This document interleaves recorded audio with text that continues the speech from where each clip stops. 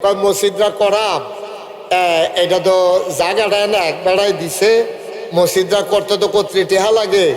আমরা এই এলাকার ভিতরে যাবার সবচেয়ে ধনী এবার হলো সভাপতি বানাই রে হেবারায় থাহে ডাহা হগলে মিল্লা মাইক্রুত কইরা গিয়াসে রাখো ভাই সাহেব আপনি সভাপতি।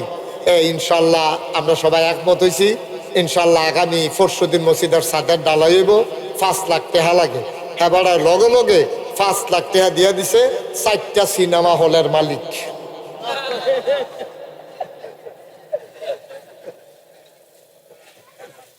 কয়টা সিনেমা হলের মালিক? হেবারারে বানাইছেন আপনারা সভাপতি হগলে মিল্লা গ্রামবাসী। 4টা সিনেমা হলের মালিকে আপনারা 5 লাখ টাকা জাগাত চেক দিয়ে দিছে। আপনারা কোন দেখছেন বেড়াই সভাপতি এতক্ষণে জাগা মতো পড়ছে। আল্লাহ বলছেন কুল হে রাসূল আপনি বলে দেন হাল ইয়াস্তাবিল্লাযীনা ইয়ালামুনা ওয়াল্লাযীনা লা ইয়ালামুন, যারা জানে যারা জানে না দুই দল কি সমান? কয় না, দুই দল কখনোই সমান হতে পারে। এটা গেল কথা বলো না, এটা হলো আল্লাহর কথা। এখন নবীজি কি বলছেন? নবীজি বলছেন খাইরুকুম মান তাআল্লামাল কুরআনা ওয়া আল্লামাহু, এই কোরআনকে যারা তোমাদের ভিতরে আমরা মনে করি বংশমর্যাদা, আমরা মনে করি পদ পদবী, আমরা মনে করি টাকাওয়ালা, নানান কারণে মানুষের মর্যাদা, কিন্তু প্রকৃত অর্থে মর্যাদা কি কারণে এটা আল্লাহ তাবারক ওয়া তাআলা নবীজির মাধ্যমে জানিয়ে দিয়েছেন। তোমাদের ভিতরে ওরাই হচ্ছে সর্বোত্তম। সুবহানাল্লাহ বলবেন না? মানে আমরা যারা মানুষ আছি আমাদের ভিতরে উত্তম মানুষ কারা এটা নবীজি বলতেছেন। খাইরুকুম তোমাদের ভিতরে উত্তম হইল মান তাআল্লামাল কুরআনা ওয়া আল্লামাহু, যে কোরআনকে নিজে শিক্ষা করেছে এবং অপরকে শিক্ষা দেয়, সে হইল তোমাদের ভিতরে শ্রেষ্ঠ মানুষ। সুবহানাল্লাহ বলবেন না?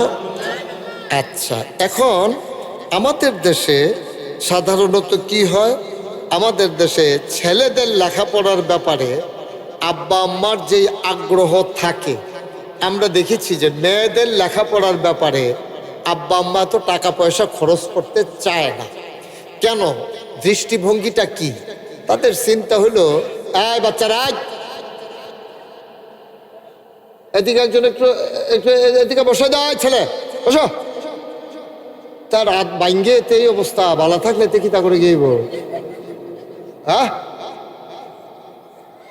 একটা হাত ভাঙ্গে রয়েছে আর ফলে তো দুষ্টামি করে। দেখো কারবার, বাচ্চাদেরকে একটু বসাই দেন। এই তোমরা একটু বসো, বাবা আসো, এদিকে আসো। এই ছেলে এদিকে বসো, এসে এই বসাই দেন। আপনি একটু দাঁড়াই থেকেন, হ্যাঁ, কেউ দুষ্টামি একটু বসাই দিয়ে। জি, সবাই পড়েন আলহামদুলিল্লাহ। আহা, সবাই পড়েন নাই? এই যে হেবারা সাইয়া রয়েছে এদিকে, বলেন আলহামদুলিল্লাহ। সময় তো আমাদের একেবারেই কম, আমরা মাত্র কয়েক মিনিট কথা শুনতে পারবো, তারপরে আমাদের আসরের আজান পড়ে যাবে। মোবাইলটা নামাই ফেলেন, মোবাইলটা নামাই মনোযোগ দিয়ে শুনেন। ওটা নামাও, একটু খেয়াল করে শুনেন। আমরা যারা আসছি আমরা একটু মন দিয়ে শুনি। হ্যাঁ, তো যেই কথাটা বলতেছিলাম, এই দুনিয়াতে সবাই সেরা হইতে চায়। কেউ টাকা দিয়া সেরা হইতে চায়, কেউ পদ পদবী দিয়া সেরা হইতে চায়, কেউ আপনার বংশমর্যাদা দিয়া সেরা হইতে চায়, কিন্তু এইগুলা কিন্তু সেরার লক্ষণ না। আল্লাহ রসুল যাকে সেরা বলেছেন সে হইল প্রকৃত সেরা। তো আল্লাহ রসুল কাকে বলছেন? বলছে যে তোমাদের ভিতরে যে কোরআন শিক্ষা করে। সুবহানাল্লাহ বলবেন না?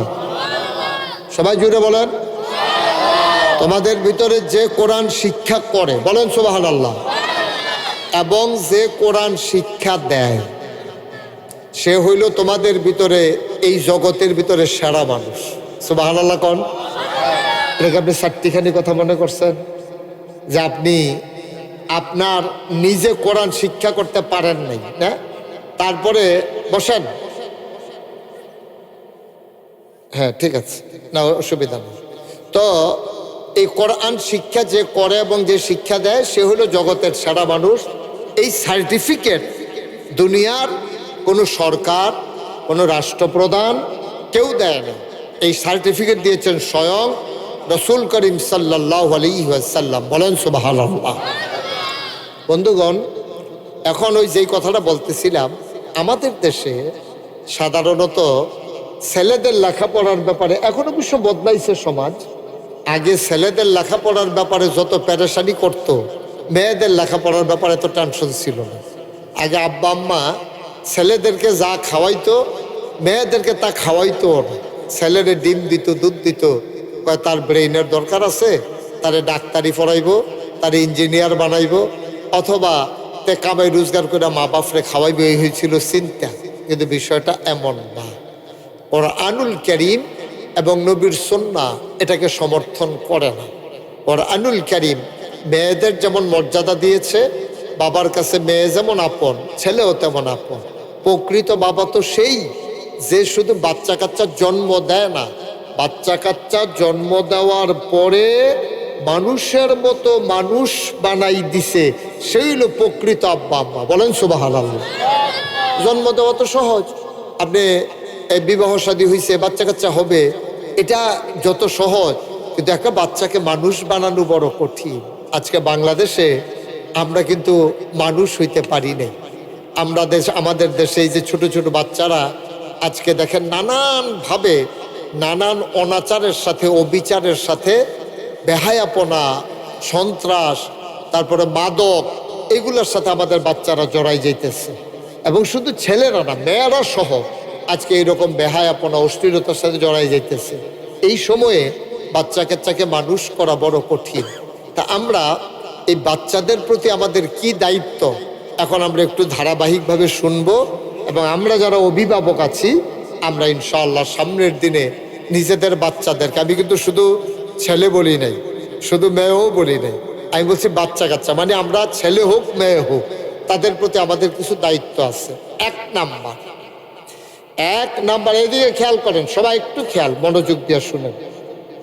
1 নম্বরে, একটা বাচ্চা আপনার কাছে, ঘুরে বসেন আমার দিকে, জসিম ভাই একটু, আর জামাল একটু ঘুরে বসেন। 1 নম্বরে, বাচ্চারা আমাদের কাছে পাওনা একটা ভালো মা।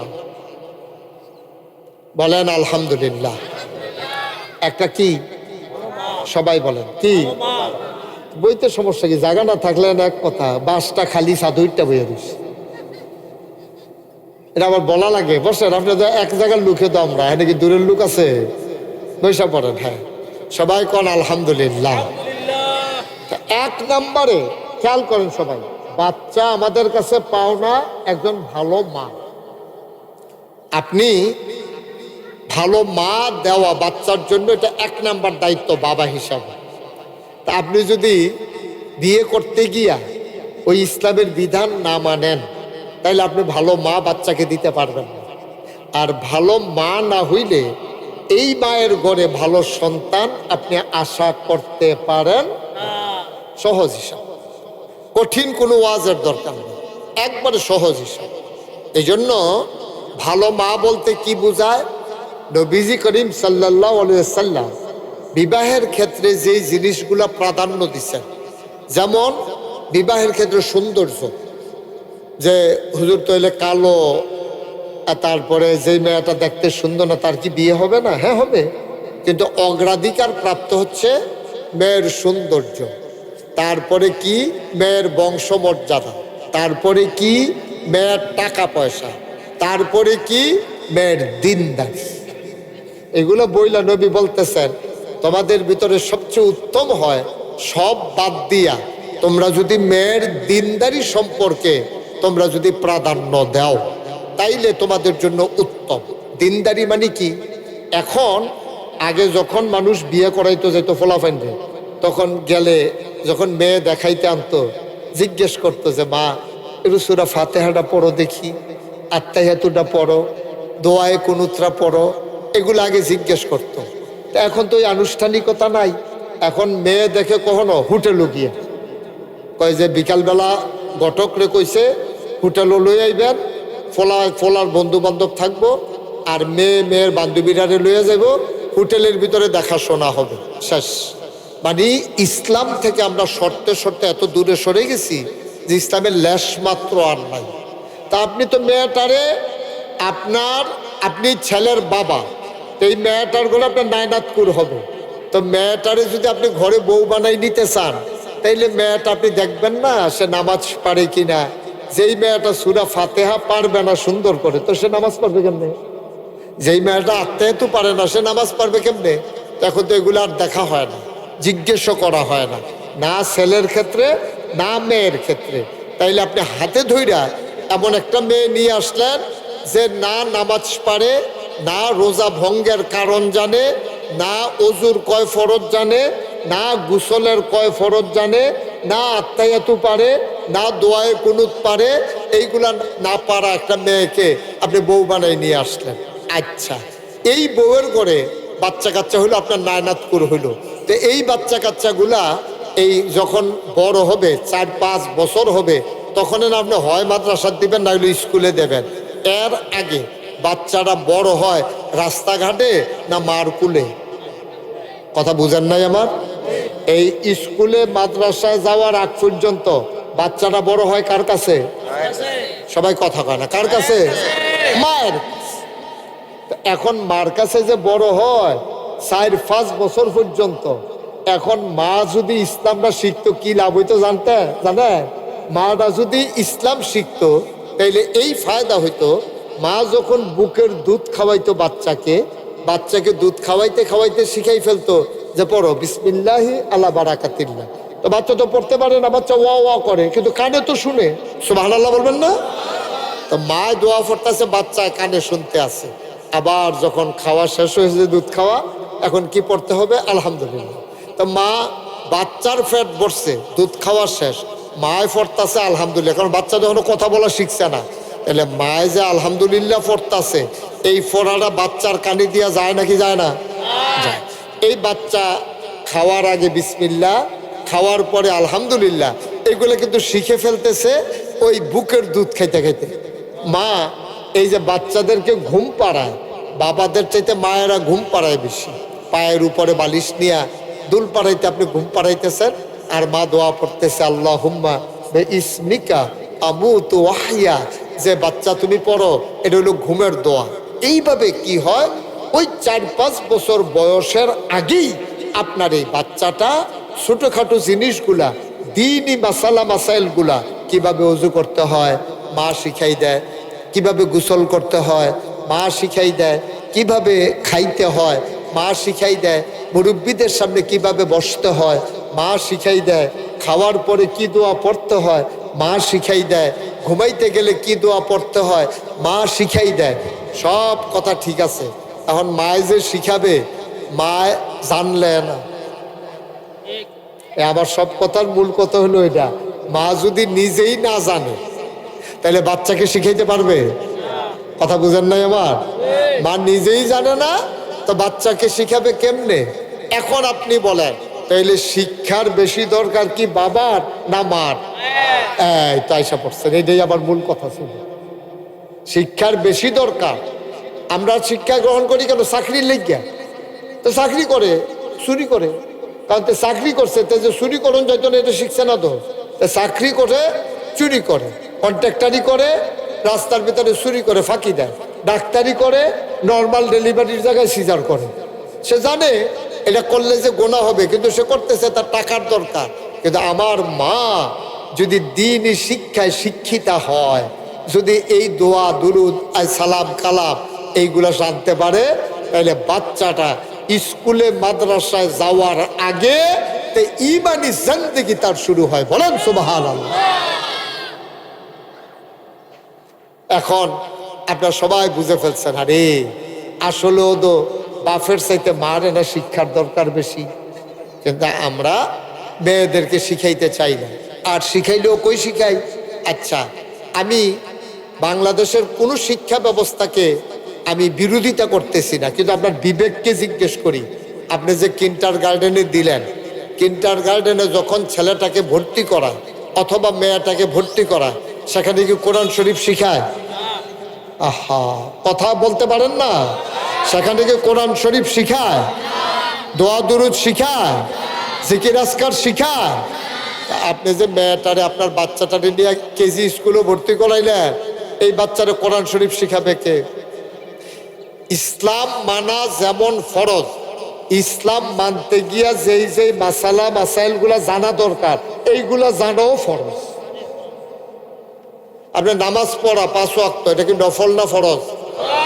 সবাই কথা কইয়েন, এতবার বলা লাগলে যে শুধু কোয়াইতে কোয়াইতে তো আজান দিয়া লইবা আসরের। সবাই একটু কথা বলতে সমস্যা কি আমাদের? আমি তো জানা কথাগুলোই জিজ্ঞেস করতেছি। 5 ওয়াক্ত নামাজ পড়া নফল না ফরজ? একবারে জোরে সবাই কইবেন তো, 5 ওয়াক্ত নামাজ পড়া নফল না ফরজ? এভাবে আওয়াজ দিয়া কথা কয়। আপনি কি আওয়াজ কি ভিতরে সাফা দিয়া রাখছেন? হ্যাঁ, লগে দিয়া বইয়া জোরে করে পৃষ্ঠা বুঝুর কথা কন না কা এবার কইতো ফরজ তো ফরজ, আর কয় আমি গিতাম ফরজ দেখিয়ে তো কইবেন। 5 ওয়াক্ত নামাজ কি নফল না ফরজ? তাইলে এই ফরজ নামাজটা আদায় করতে গিয়া যেই মাসালা মাসাইলগুলা আছে এইগুলা শিক্ষা করা কি নফল না ফরজ? তাহলে ফরজ নামাজ পড়বেন কেমনে?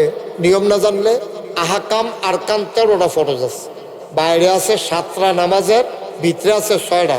এই তো মাশাআল্লাহ আমার যুবকরা এসে পড়ছে। বসো, তাড়াতাড়ি করো, 1 সেকেন্ডের ভিতরে তাড়াতাড়ি। এই বৌমা, ওমা তার যে প্রশংসা করেও তো বিপদে পড়লা। এদিকে বইবিকে বইব না, বাইতে বুঝ যায়। বসা, এদিকে আসো, সবাই বসেন, একটু কথা শুনেন মন দিয়া, উপকারী কথা। আমিন কর, জোরে কর, আরো জোরে। তাইলে 5 ওয়াক্ত নামাজ আদায় করা প্রতিটি মুমিন মুমিনা, মুসলমান ছেলে হোক মেয়ে হোক, নফল না ফরজ? আচ্ছা, তো ফরজ যে আপনি নামাজ পড়বেন কেমনে? এটার বাইরে আছে 7 রাকাত, ভিতরে আছে 6টা কাজ, এটা ফরজ। যেমন আপনি নামাজের ভিতরে শরীর পাক, পুরো শরীর পাক হওয়া, এটা ফরজ। সুবহানাল্লাহ কইতেন না? পোশাক পাক, শরীরে যে পোশাকগুলো আছে এগুলা না পাক হইলে আপনার নামাজ হবে না। স্থান পাক। আল্লাহ তাবারক ওয়া তাআলা কোরআনে কি বলছে জানেন? কোরআনে বলছেন আকিমুস সালাহ, তোমরা নামাজ কায়েম করো। কেন? ইন্নাস সালাতা তানহা আনিল ফাহশাই ওয়াল মুনকার, নামাজ মানুষকে মন্দ কাজ খারাপ কাজ থেকে ফিরাই রাখবে। বলেন সুবহানাল্লাহ। এটা কি মুশতাক ফয়েজির কথা না আল্লাহর কথা? তাইলে নামাজ আপনাকে মন্দ কাজ খারাপ কাজ থেকে ফিরাই রাখবে, এটা আমরা বিশ্বাস করি। এবং 5 ওয়াক্ত নামাজ ফরজ, এটাও বিশ্বাস করি। তাইলে বাইরে ফরজ কাম আছে, নামাজ শুরু করার আগে ফরজ কাম আছে 7টা। এর ভিতরে 1 নাম্বার হলো শরীর পাক। শরীর পাক হয় কি দিয়া?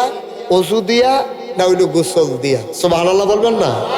তাইলে অজু করার জন্য আবার 4টা ফরজ আছে, গোসলের জন্য আবার 3টা ফরজ আছে। এখন এই শরীর পাক 1 নাম্বারে, তাইলে বুঝলাম অজু গোসল দিয়ে শরীর পাক করণ লাগে। 2 নাম্বার হইলো কাপড় পাক, গায়ের ভিতরে লুঙ্গি পায়জামা পাঞ্জাবি গেঞ্জি টুপি যেটা আছে সবই পাক হওয়া লাগবে। 3 নাম্বারে স্থান পাক। এবার দেখেন আল্লাহ যে কইছিল নামাজ পড়লে মন্দ কাজ খারাপ কাজ থেকে ফিরাই রাখবে। আর আপনি যদি কোন হুজুর, আমরা তো অনেক নামাজি এইরকম মানুষ দেখছি, নামাজ পড়ে 5 ওয়াক্ত, আবার বাচ্চারা নামাজ পড়ে 5 ওয়াক্ত, আবার দেখছি অফিসে বইয়া ফাইল আটকাইয়া ঘুষ খায়। 5 ওয়াক্ত নামাজ পড়ে দোকানদারি করে, ওজনে কম দেয়। 5 ওয়াক্ত নামাজ পড়ে এবারে গৃহস্থী করে, গিয়ে খেত নেই বা গুস্তিংড়ি দিয়ালা। 5 ওয়াক্ত নামাজ পড়ে এবারে গিয়া কষ কাটতে কাটতে আরেক বেড়ার খেতের লাইল বেড়াইয়া নিজের খেত লইয়াইয়ে, এরকম করে নাকি করে না? আচ্ছা, এখন চিন্তার বিষয় না, নামাজ না বিলে খারাপ কাজ থেকে আমরা ফিরাই রাখবো। তারপরে দি নামাজও পড়ে সবদি খারাপ কাম দিয়া বেড়ায় করে, তো নামাজে খারাপ কামতে ফিরাইল কো? তইলে বুঝা গেল এই নাউজুবিল্লাহ কোন ফইলে নাউজুবিল্লাহ কই এলো, তাহলে আল্লাহর কথার কি ঠিক নাই? মা কথা কেন? আল্লাহর কথা ঠিক নাই? তাহলে বুঝা গেল আল্লাহর কথা ঠিক আছে, আমরার কাম ঠিক না। ঠিক কিনা কর? এগুলা কাম ঠিক নেই কেমনে? আমি তো গোসল করে ফাঁক হয়েছি, তো আপনি যে গোসল করে ফাঁক হয়েছে, এই ফাঁক হইল 2 প্রকার। একটা হইলো বাহ্যিক, একটা হইলো আভ্যন্তরীণ। ভিতরগত ফাঁক। ভিতরগত ফাঁক কারে কয়? আপনি যেই খানা খাইয়া শরীরটা বানাইছেন এই খানাটা হালাল না হারাম?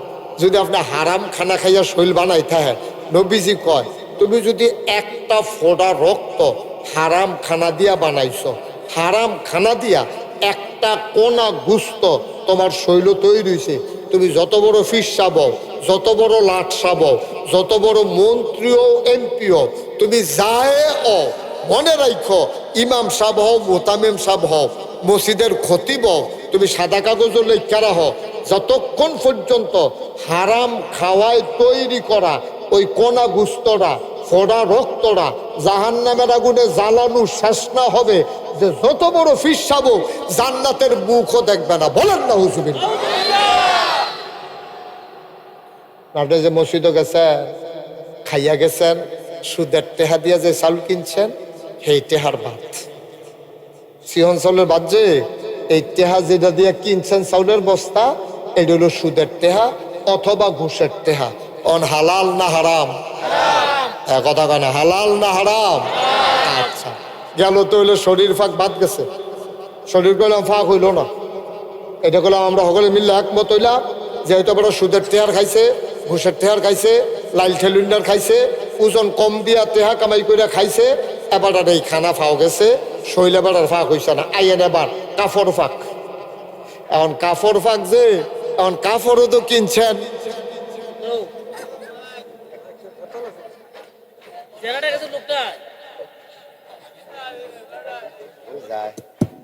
জেনারেটর বন্ধ হয় কেমনে?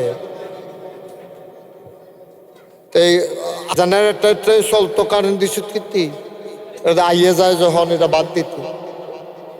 এই এই এই কই যা, না না, কথাটা শেষ করে যান, কথাটা শেষ করে যান।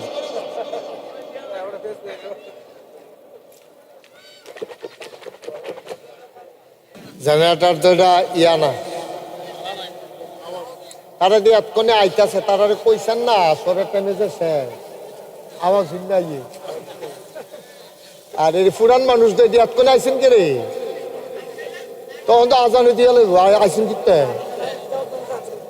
হ্যাঁ হ্যাঁ রে, আসলে আমি আরো আগে শুরু করানো ছিল রে।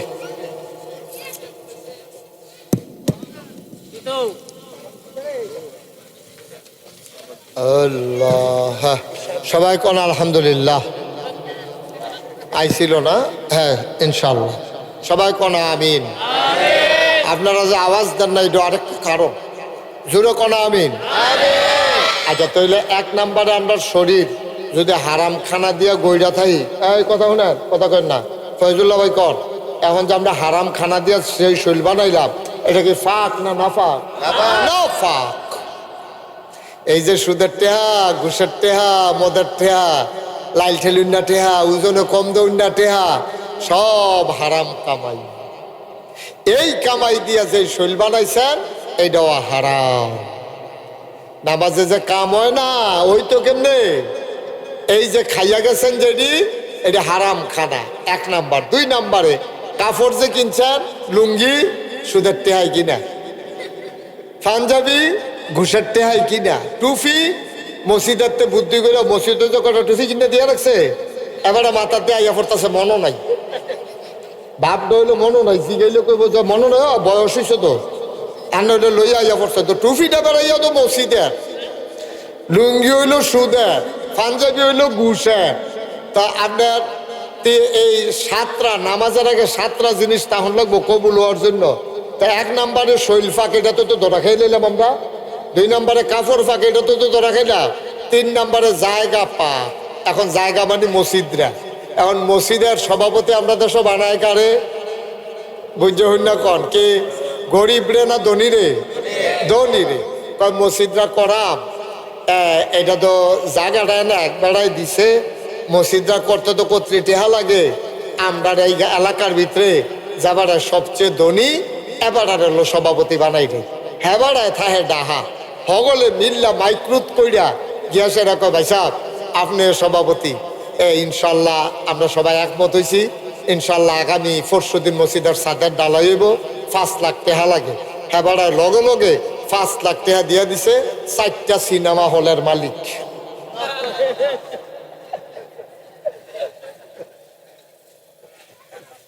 কয়টা সিনেমা হলের মালিক? হেদারারে বানাইছেন আপনারা সভাপতি হগলে মিল্লা গ্রামবাসী। 4টা সিনেমা হলের মালিকে আপনারা 5 লাখ টাকা জাগাত চেক দিয়ে দিছে। আপনারা কোন দেখছেন বেড়াই সভাপতি এতক্ষণে জাগা মতো পড়ছে।